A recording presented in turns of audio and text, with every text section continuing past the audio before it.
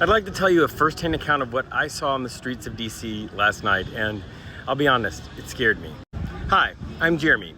I'm a deep skeptic, also a pastor, citizen of the United States, and I live in the DC area. So last night I was in a part of DC that has a large percentage of the queer establishment, queer-owned bars and nightclubs, and as well as black and brown-owned businesses as well. And when I got there, I saw something really disturbing. On the corner, there were 10 officers in tactical gear. They had badges that said FBI, Homeland Security, and some that didn't have badges, they just had the tactical gear. I've been to this area several times. I've never seen a presence like that. There were 10 of them on this one corner. And I was there. I was gonna go live if anything sketchy happened. And I realized after sort of walking around the corner that one of the dance clubs was having a Latino night, and it was a Latino DJ, all Spanish music, and that was really concerning to me because why did they choose the corner next to that specific event?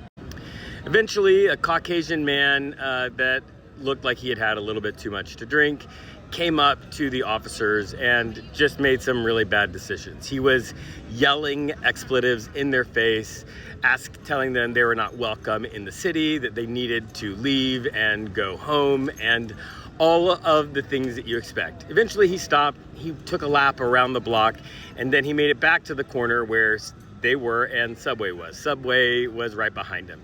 And he got his sandwich and then came out and started doing the same thing again. The federal agents were laughing at him, and as his anger escalated, he threw the Subway sandwich at them and bolted. And then 8 of these officers in tactical gear chased him down and tackled him on the pavement. The other 2 officers eventually went over to the rest of them and hung out with them. I stuck around near where the Latino event was happening because I was going to non-violently resist if there was going to be an arbitrary raid on that event, and was going to go live. And about 10 minutes later, another group of about 10 officers in tactical gear walked by, a different group, a second group. Eventually, I came to understand that they were patrolling this one area.